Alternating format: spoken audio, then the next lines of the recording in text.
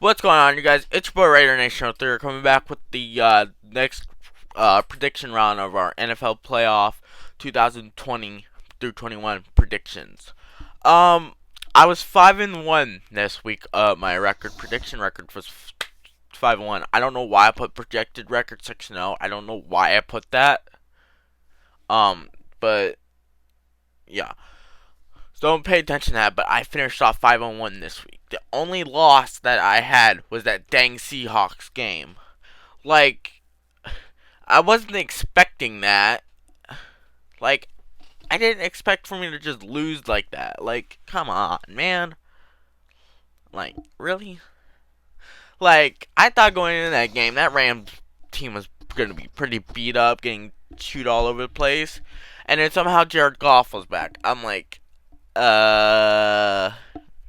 so I got marked out as the Rams, unfortunately. Now, the game I'm sort of shocked with. And don't ask me why. The Browns game. I don't know where to start with that one, but the Browns. Everybody doubted them going into that game because their head coach wasn't there, their players weren't there. They were slim on their team, especially with most of their coaching staff with COVID and protocols and everything. But to score 28 points in the first quarter against a Steelers team whose offense has been dynamic all season, to force 5 turnovers on that Steelers offense, to pick off Ben Roethlisberger 4 times, and of course, like when the game started, I was like, okay, the Steelers are gonna drive down the field, normal thing. And then that snap happened. I'm like, um, this gives me flashbacks to Super Bowl 48 when that it was safety back in Super Bowl 48, but the first play happened from scrimmaging and he completely misread the ball. So it was a little bit of a flashback there. Just that was a safety. This was a touchdown. And now after that, I was okay, thinking, okay, maybe the Steelers will regroup from that.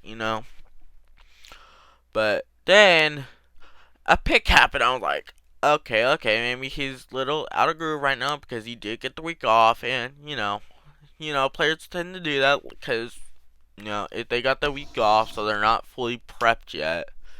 And then the Browns scored again. I'm like, and by the time that happened, it was 14-0. I'm like, okay, maybe the Steelers will, have a nice going drive.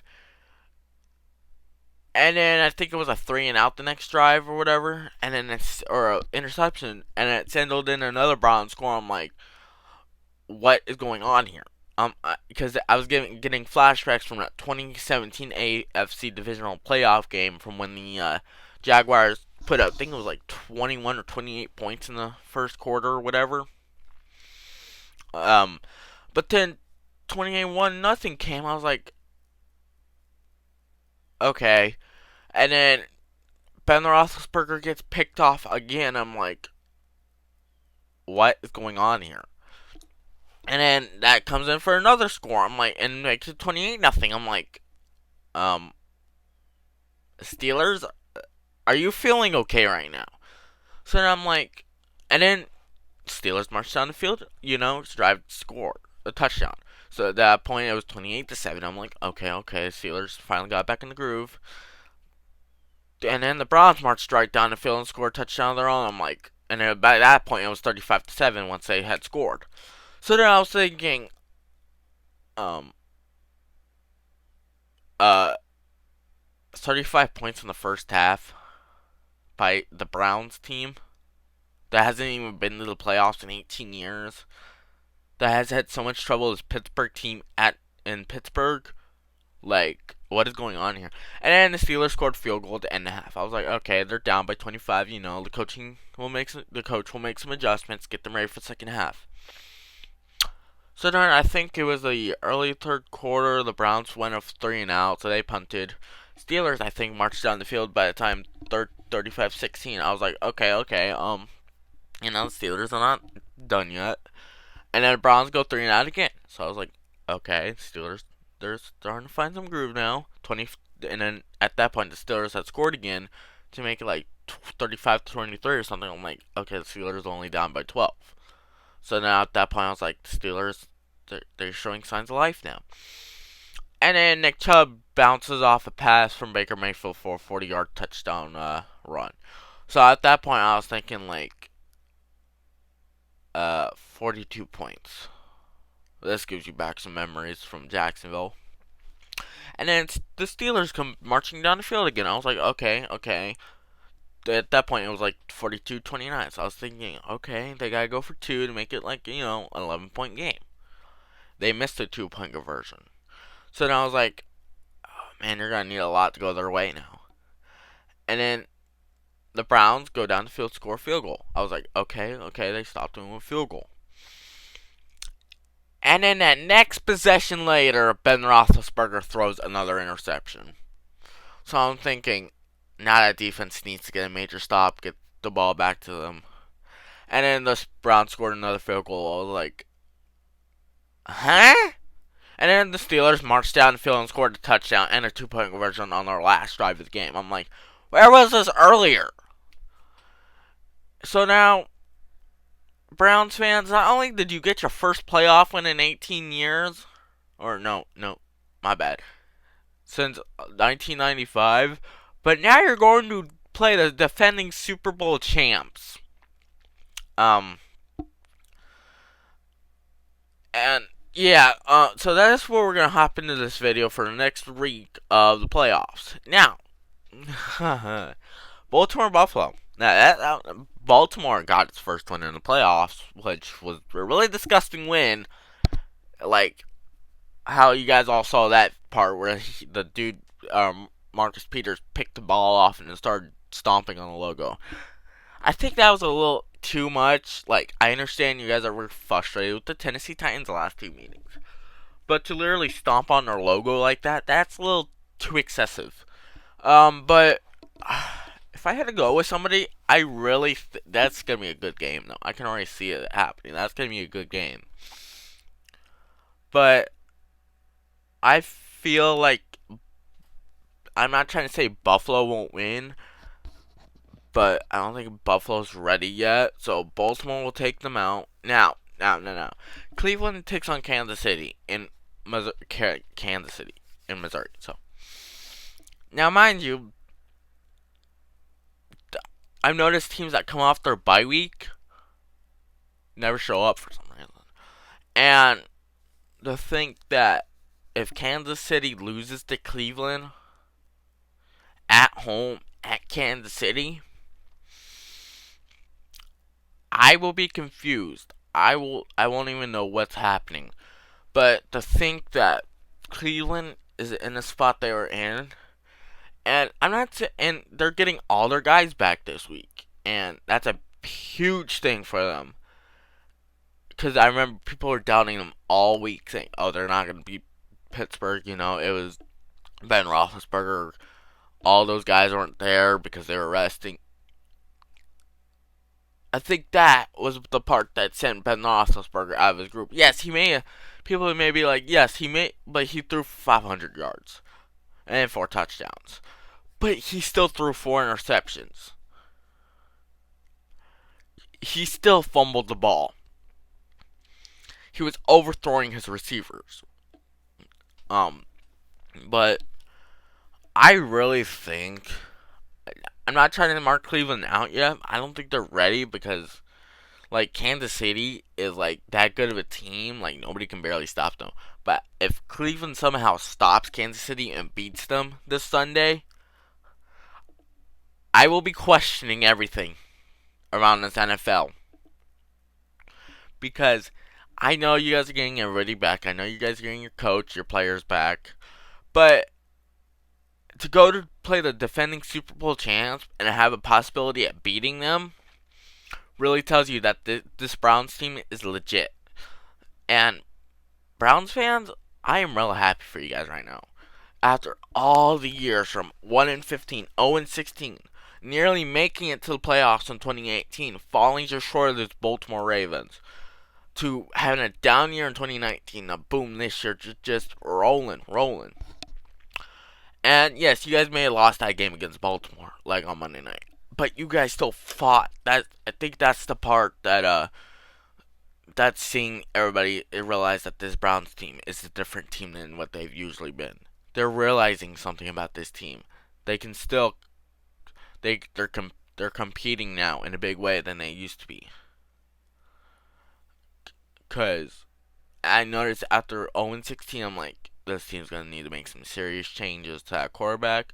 They drafted Baker Mayfield. I'm like, okay, you got your good quarterback there.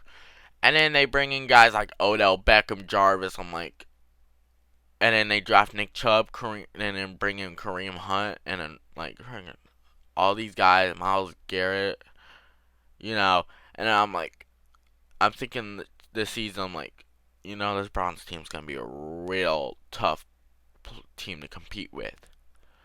They dropped the first game to Baltimore, and then completely went on a 4-game winning streak, beat the Cowboys, and then Odell Beckham Jr. goes down with a torn ACL, out for the season. So at that point, I was thinking like, they're done. The Browns are over. Like, and then at that point, they just kept fighting. And then they lost to the Steelers early on in the season. Like, I think it was like week 6, believe. Yeah, it was week 6, going like 38-7. And then at that point, I was thinking like, you ain't got no Odell. Actually, no, they had Odell at that point. It was I think it was the week before they played the Raiders that Odell went out with that injury. No, they were playing Cincinnati. Yep, they were playing Cincinnati because Odell fell weird on his knee and torn ACL. So, um, at that point, I was thinking, because when they had the ball with like 7 seconds left or whatever, and they were in goal line situation. I'm like, teams usually like fail to convert in these, and especially in these little time left in this game. Teams fail to convert at this, and then they boom, he throws it right to Rashad Higgins for a touchdown. I'm like, what? And they lose to the Raiders. I'm like, because well, you know me, I'm a Raiders fan, so I was thinking, okay, they still can't beat Baker Mayfield still can't beat the Raiders. So I was thinking, okay, maybe Cleveland's gonna have another fall down year. Boom, they get right back on track, winning a lot of games. I'm like, huh? So personally, you know, I I I know the Browns might, if the Browns end up winning this game, I'm gonna be so confused. But I had to go with the Browns.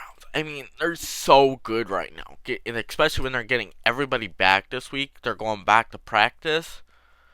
I mean, they're so good right now. And the Chiefs, their defense, the Browns' defense, look at that. Juju, everybody was back for the Steelers, and they still held them. Like Ben Roethlisberger caused 5 turnovers. So now in the next game, now this is like round 3 of this weird matchup between Brady and Breeze. Now the Bears, they stuck around for a little bit of the game until the Saints like completely tired down their defense in the second half. But Brady on the other hand, who's how do I say this? Brady got his first playoff win last, Saturday night in as his game as a Buccaneer. So I was thinking, okay, it's Washington. I mean, Washington pretty much just. I mean, now I have to give Taylor Heineke some credit with the way he stuck around till that final play. I mean, I was thinking with the new quarterback in, they're done. Like it's gonna be a blowout. It's gonna be this, it's gonna be that. But he stuck around. Yes, he may have messed his shoulder up a little bit, but he still played.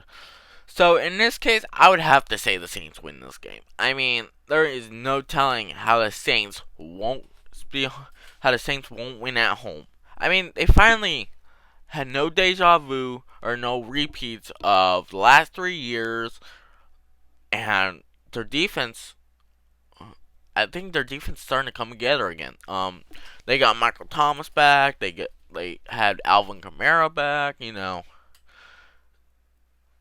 And then I think this will be a really interesting matchup Sunday because thinking that you could go back to the NFC Championship game to face either the Rams or the Packers.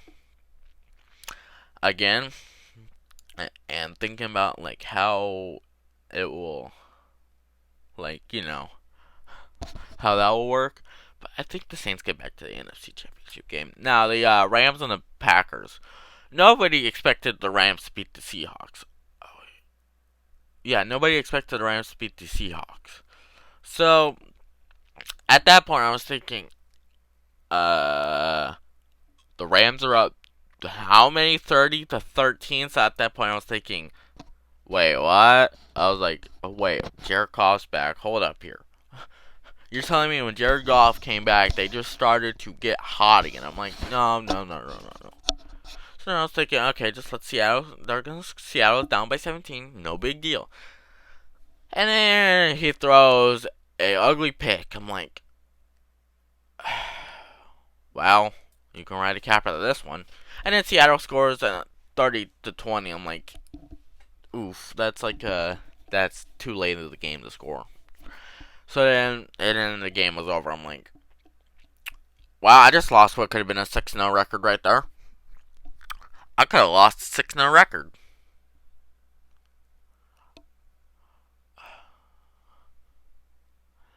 Like, that one game just set me back.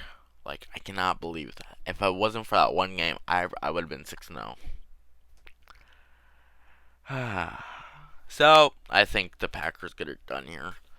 I mean, I'm not trying to diss the Rams, but you're going to Lambeau Field, you're going to Green Bay, which gets really cold there, and the Rams are from Southern California and St. Louis.